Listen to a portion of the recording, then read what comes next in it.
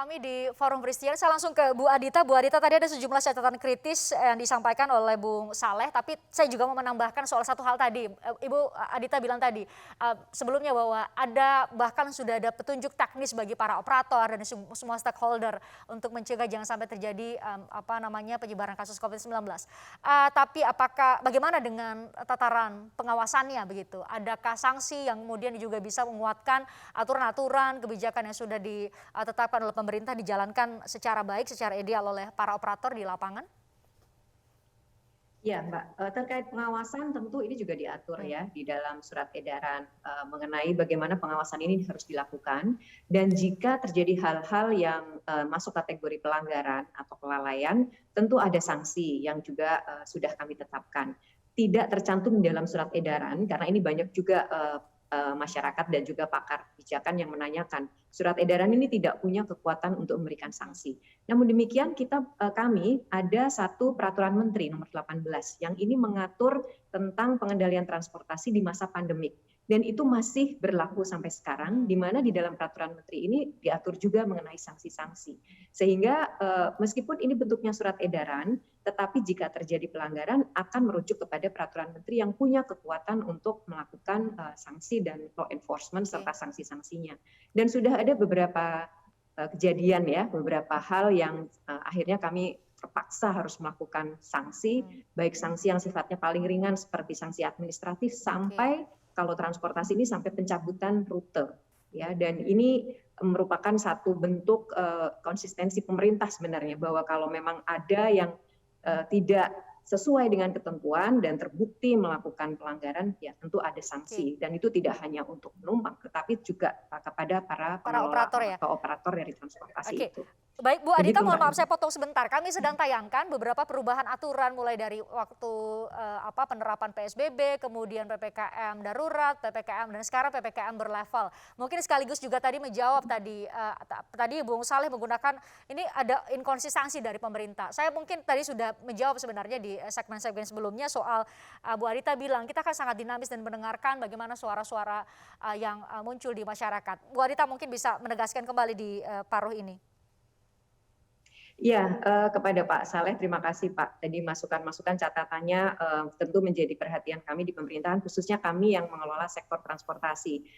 Ya, dinamika ini memang membuat segala sesuatu mengikuti dinamika tersebut, dan evaluasi kami lakukan juga secara berkala setiap minggu, dan tentu mengikuti juga situasi dan kondisi yang berkembang. Karena bisa jadi apa yang terjadi di minggu lalu, di minggu ini sudah berubah lagi situasinya, termasuk situasi setiap daerah. Bagaimana kemudian dia bisa naik level atau turun level, itu tentu ada kajiannya. Nah, dari aspek transportasi sendiri, kami tentu juga punya rujukan ya, karena kalau bicara mengenai protokol kesehatan, syarat kesehatan, ini tentu rujukan kami adalah satuan tugas. Ya, dalam hal ini yang memang diberikan tugas untuk bagaimana mengintegrasikan semua sektor dalam rangka pengendalian COVID. Dan kami tentu rujukannya ke sana dalam hal syarat perjalanan yang terkait dengan kesehatan. Jadi mengapa ini juga dinamikanya terjadi ya, ketika Satgas berubah kami ikut berubah. Sekarang ada instrumen-instrumen Mendagri juga, itu yang jadi salah satu rujukan. Ini bentuk sebuah dinamika ya tentu kita selalu harus melakukan perbaikan, dan apa yang menjadi masukan dari wakil rakyat, dari masyarakat itu tentu juga menjadi pertimbangan kami. Dan tadi juga beberapa catatan terkait kalau diistilahkan mungkin berubah-ubah, inkonsistensi. Ini sekali lagi ini adalah bentuk dinamika, dan sebenarnya sama sekali tentu kita tidak ingin pemerintah ini menyulitkan rakyat ya, tentu tidak ingin gitu. Tetapi bahwasanya dalam rangka pengendalian ini ada instrumen-instrumen regulasi yang itu kita tetapkan ya, semata ini kan untuk bagaimana pandemik ini tetap bisa kita kendalikan. Itu yang mungkin jadi, itu poinnya ya. itu yang jadi fokus kita semua ya, bagaimana mengendalikan penyebaran COVID-19 gitu ya, jangan sampai kemudian terjadi gelombang berikutnya. Bu Saleh, saya lihat sudah berada di mobil, luar biasa, terima kasih untuk wakil rakyat kita yang tetap mengusahakan untuk gabung di Forum Christian malam ini. Bu Saleh, jadi tadi sudah dijawab oleh Bu Adita, itu bukan bentuk inkonsistensi tapi melihat bagaimana dinamika di lapangan. Nah, mungkin poin berikutnya adalah soal komunikasi publik nih Bung Saleh. masyarakat mungkin yang harus, atau kita masyarakat yang harus terus-menerus mengupdate, setidaknya ikut update misalnya di Instagram Kementerian Perhubungan gitu ya. Update betul, saya lihat ada infografis-infografis yang selalu disampaikan oleh Kementerian Perhubungan gitu. Nah, apalagi yang menurut Anda Bung Saleh untuk bisa memperkuat komunikasi publik pemerintah dengan ya di satu sisi harus mengikuti perkembangan yang ada, dinamis betul, tapi juga kemudian berpengaruh pada kebijakan yang ditetapkan, tapi juga masyarakat kita harapkan taat kan setidaknya mereka tahu begitu. Nah, gimana komunikasi publik yang baik menurut Anda? Jadi sebetulnya ada beberapa hal yang kita harus akui bahwa pemerintah sudah baik ya. Jadi dengan menetapkan juru-juru bicara di berbagai kementerian ya. Kementerian Kesehatan kan sudah punya Ibu Nadia. Sekarang kan dari Kementerian Perhubungan tadi Bu Adita. Bu Adita sudah menyampaikan. Ya, jadi saya kira ini sudah hal-hal yang baik yang bisa kita apresiasi. Tetapi sebetulnya ada hal yang fundamental daripada komunikasi publik itu, yaitu kesamaan isi yang disampaikan ke publik ya. Kontennya itu harus betul-betul. Dan karena itu tentu juru-juru bicara ini harus sering bertemu dan harus mensinkronkan isi yang disampaikan ke publik supaya nanti benar-benar apa yang disampaikan itu betul-betul bisa dipahami. Jadi kalau misalnya masih beda isinya, masih beda kontennya, maka ini tentu akan tadi itu dianggap bahwa tidak konsisten antara satu kementerian dengan kementerian yang lainnya gitu. Nah, kemudian yang berikutnya, saya kira pemerintah boleh tuh mengajak elemen masyarakat untuk menyampaikan pesan-pesan yang tertentu kepada masyarakat ya. Ada kita banyak pas di Indonesia ini, kemudian ada organisasi kepemudaan juga banyak, organisasi profesi seperti IDI dan juga organisasi yang lainnya itu yang saya kira bisa dimanfaatkan, dan pemerintah kan punya akses yang luas kepada elemen-elemen tersebut. Jadi melalui ini saya kira juga pesan-pesan ke publik itu bisa tersampaikan lebih cepat, dan jangan berpikir bahwa semua ini bisa ditangani oleh pemerintah. Komunikasi publiknya maksud saya ditangani pemerintah sendiri, enggak. Dan tentu kita juga membutuhkan medsos-medsos yang dimiliki elemen-elemen masyarakat kita. Karena medsos ini kadang-kadang itu jauh lebih kuat ya pesannya daripada yang disampaikan secara mainstream di media-media yang katakanlah dimiliki oleh pemerintah. Kenapa? Karena medsos ini kadang-kadang itu daya jangkaunya luas sekali. Jadi kadang-kadang apa yang disampaikan di medsos itu kan belum tentu benar.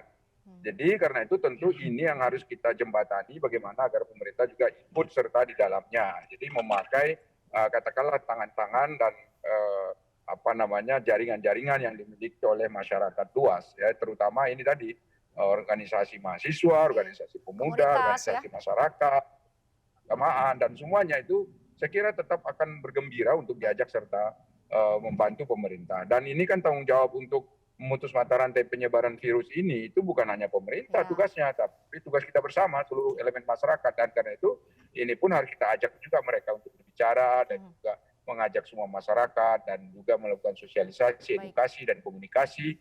Dan saya kira kalau itu dilakukan secara bersama-sama, daya jangkaunya akan luas, daya partisipasinya juga akan luas, dan juga saya kira tugas untuk menyampaikan ke publik juga akan tersampaikan dengan baik. Baik, kalau dari Pak Diki, ini bagian akhir Pak Diki, mungkin ada catatan lain, mitigasi apa lagi yang perlu dilakukan oleh kita semua? Tadi kita sepakat bahwa tidak hanya pemerintah, tapi juga kita semua punya kontribusi untuk mencegah, mengantisipasi jangan sampai terjadi gelombang berikutnya di momen libur Natal dan Tahun Baru nanti.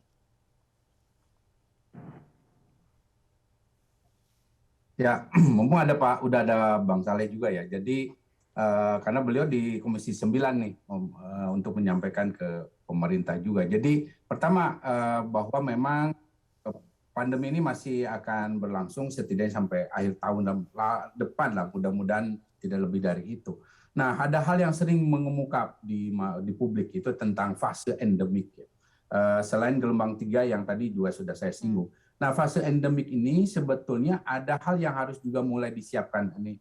Ada Bang Saleh ya, bahwa pemerintah dengan komponen masyarakat tadi yang sampaikan Bang Saleh, itu harus mulai mengukur kapasitas pemerintah pada level berapa pemerintah bisa sanggup menerima mengatasi kasus kesakitan dari COVID ini yang dianggap disebut dengan bisa ditoleransi. Itulah level endemik itu sebetulnya. Jadi ada angka yang dipilih dan ditentukan yang disebut terkendali. Ini kisarannya kalau untuk Indonesia kisaran di antara 20 kasus infeksi ke bawah ya per kapita atau per 100.000. Itu yang menurut saya bisa ditolerir. Dan angka kematiannya harusnya antara 5 ke bawah lah, atau antara 1 atau 2 per 100.000. Ini yang harus jadi rujukan. Jadi bukan berarti endemik itu tidak berbahaya, tetap ada. Nah, makanya harus ditentukan level berapa yang artinya kita harus bergerak lebih serius lagi. Nah, ini yang artinya juga bicara dengan vaksinasi, semua komponen dalam masyarakat itu harus dijadikan target, termasuk anak. Makanya anak jadi penting divaksinasi, karena kalau endemik ya ini semua rawan kan kalau lama. Nah, untuk itulah vaksinasi menjadi penting, peran kita semua menjadi penting, dan tentu jangan dilupakan PPKM bertingkat ini menjadi juga salah satu tools kita untuk menjaga supaya situasi pandemi ini tetap terkendali ketika pelonggaran-pelonggaran dilakukan. Walaupun indikator epidemiologi sudah kuat untuk 100% misalnya, tapi harus dipastikan bahwa sudah siap memang, baik itu masyarakat maupun pelaksananya. Itu yang penting. Jadi jangan automatically 100% langsung dilakukan. Ini yang harus mengerem atau direm sehingga kita bisa menghindari terjadinya perburukan. Baik, terima kasih sudah mengingatkan kami semua, Pak Diki, Bu Adita, Bung Saleh yang sudah menyempatkan join di tengah tugas untuk mengingatkan kami semua bahwa untuk mengantisipasi lonjakan kasus COVID-19, potensi lonjakan kasus COVID-19 di libur Natal Tahun Baru atau setiap saat ya, kita tidak hanya menunggu momen itu, tapi ternyata kemudian kita semua diingatkan, kita semua punya kontribusi untuk mencegah penyebaran COVID-19. Bahkan tadi bersiap menuju endemi ya Pak Diki ya, semua elemen juga harus dilibatkan. TVRI juga melalui perbincangan ini juga mengajak Anda semua untuk sama-sama yuk kita taat protokol kesehatan, kita dengarkan Pak Diki. Pak Diki setiap saat ada dikutip oleh berbagai media, kita bisa dengarkan. Bung Saleh juga begitu, Bu Adita juga begitu sebagai juru bicara.